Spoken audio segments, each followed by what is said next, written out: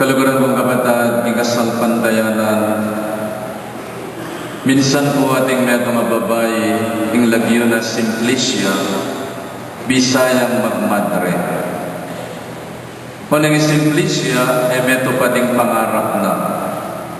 Pero sinduna, ing gayang pa magdebosyon, king Blessed Sacrament. Manibatalaunan ing gat panapon hanggang alas 4, mag-orasan tayang 3 oras. Minsan ka bang mag-orasan tayo Simplicia, pepagit siya kayong ginotang Jesucristo, maslag, king gayang maputing imalan, sa slag ya lupa, aras naneng kasanting, akasanting, at nga naning ginukaya, Simplicia, mekeni, lumapit ka kanako. Tinalaka di sa Simplicia, dapat niya mumenin lumapit king Gino. Bala mo ding salamin, eya mitakbang, eya milapit king Gino. Magtakay Simplicia, aw sanang lumapit ning Gino kaya, man milapit, bala mo ding salamin, amamilatan karela. Kabukasan ay may kapag orasan tayo Simplicia, huling may sakit siya imano. Inimune, pinyalina panulo, pinolbane, sinuklene, pigluto na yung lelot, inalila ni imalan at niyang patingapo na ita, lingunan ni imana. Kabukasan ninyang mayap ni imana, mi paldane, mi gorasan tane naman. At pepakit siya kayong Gino, o Simplicia nga na, o bakit at lukang aldo absent, panenayan da ka. Kasi po Lord na may sakit siya po yung mapo, sineseke. May paldane po after 3 days.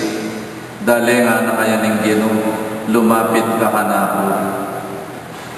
Tinala ka di Simplicia at may biglaya. May kalapit siya 3 takbang king Gino. Ang gamo ka rin. Kabukasan din na ngayon ng kapatid na mangailangan niyang sawa, huling mila ko yaw breng asawa na. At siya nga na parang muna ako pangabiyas, ang buong mapila na cash, mila ko yaw breng asawa ko, alalang bakal de nga anak ko. Sino ba na yung Simplicia, yung kapatid na di namin yung imunano kaya? Inagkadereng Legion of Mary, para mamisita ka rin masakit, niyang patingapo na ita, may kalimalang masakit ka rin baryo, inantabayan ng dayamong king pamaglan niya. Di na dangin magpalimos, may lunos siya kaya, at tinapaganan yung lelot, at dinina niya pangimalan. Kabukasan, may gorasan dani naman ni Simplicia, bakit siya kayong Gino? Inaos na yung lumapit. This time, another 3 steps. Milapit siya king Gino. Kabukasan, sinopano rexiping ng bale, sinabiyag yung feeding program, sinabiyag yung medical mission until finally, at alanek hamating Gino sini Claudia, kinahol ni, Lord, salamat. May kasiklod ko kaya ka, at akawal da ka. At nga naling Gino, Simplicia, simpliya mo yung paralan para lumapit ka kanako at milapit. Whatsoever you do to the least of my brothers, you do it unto me. Wadang sinaw ka rin ka para mong tao, pigmanasakitan mo la at diptananan mong mayap, kanakong gagawa nita. And that's the best way. Amilapit ka kanako.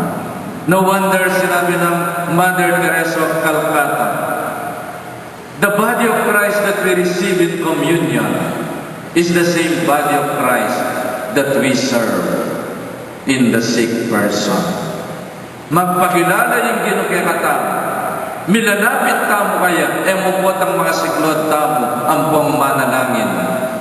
Nune po ang kagawa tamong maya. When we practice the corporal works of mercy, kareng kalupa tamong tamo. Ilbunggas ka rin tamong ini, papalad na ikatamo ing kwento na ning Good Samaritan. The Good Samaritan tuturo na po katamo, nino ing kalupa tamong tamo. At kakadwa, makanano ing makipagkapwa tao. It is not enough to know who is my neighbor. Makanano ang makipagkapwa tao, king kalupa mong tao. Nining kalupa tamong tao, eta na mumunta kinalibang bansa, eta na mumunta Papua New Guinea, eta na mumunta ka rin malaw ta baryo o malaw tat lugar. Nung lugar iting baha ang pong kalamidad, who is my neighbor? Ing neighbor mo yung asawa mo, anong misan pangulisaan mo. Ing neighbor mo, yung mamo ang po'y tatang mo, anong misan pakipatin mo, panagkasan mo, at panyabyanan matsurang salita. Ing neighbor mo rin anak mo, may mapaborin lang. Ing neighbor mo, rin kapatid mo, at dapat mong luguran. Ing neighbor mo, isipin mong balik. Nung misan kapatime pa, ing neighbor mo, manuyang mo, ing katwangan mo, who is my neighbor? The person who are nearest to us are our first neighbor. And nung misan, detang malapit kaya katamo, ilang panasakitan tamo kapanamdaman. Let's start hurting one another anymore. Your neighbor is your wife and your husband. Be good to one another. Your neighbor is your parents. If we can be good and respectful karengaliwang parents, huwag yan gagala ni mama. Putang karengaliwang tawas na nakatamong kagana ka, pero putang pamakibatan may mama. May bugyang mga lalagabutol. Kimpamanjabyan mo kaya. Be kind to your parents. They are our neighbors. My dear brothers and sisters, makanano yung pamakipagkapwa tao.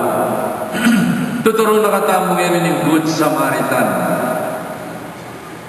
The Good Samaritan would ask, nanong malyari kaya nung paboren ke? Huwag tayong maya ka neighbor.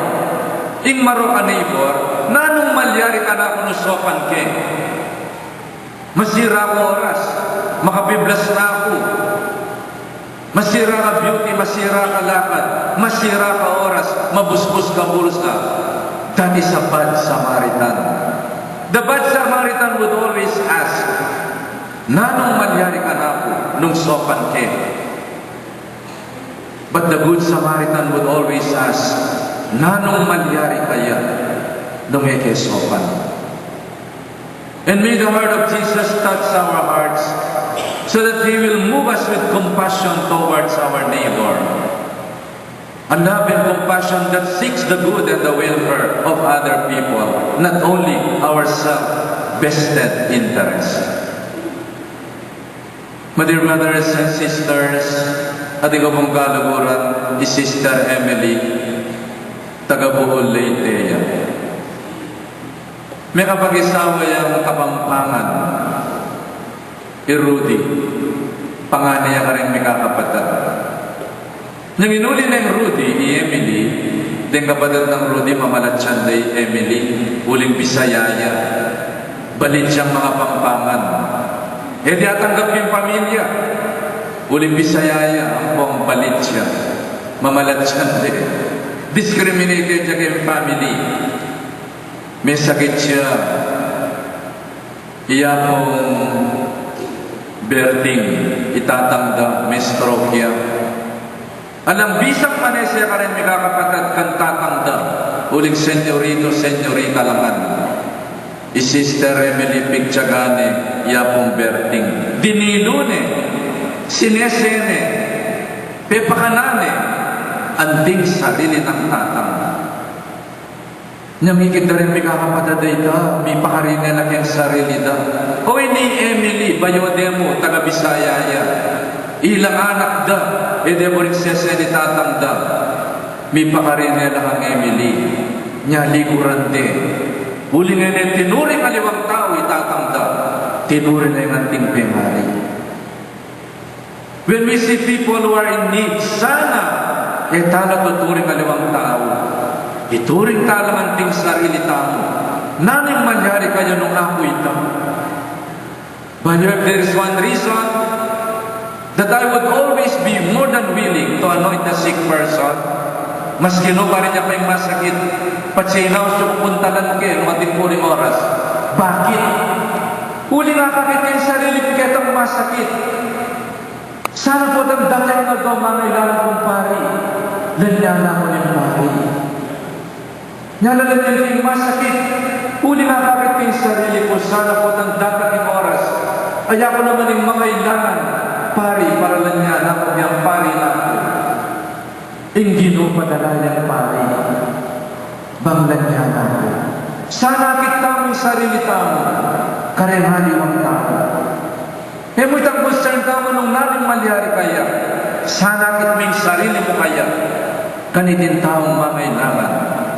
And may the Lord touch and move your heart para din taong ini. Sopan me, sagipan me, saklolwan me. Butang malyari kaya kaita. Sana luguran niyo ng matwayo rin tatay nga daw tumuha kayo naman. Sana luguran mo yung kalubang mong tao. Itang kematen, itang byuda, itang byudo, itang ulida. Bakit? Itang milyari kaya. Pwede mo naman malyari kaya ba? Nya sana let us be good Samaritan to one another.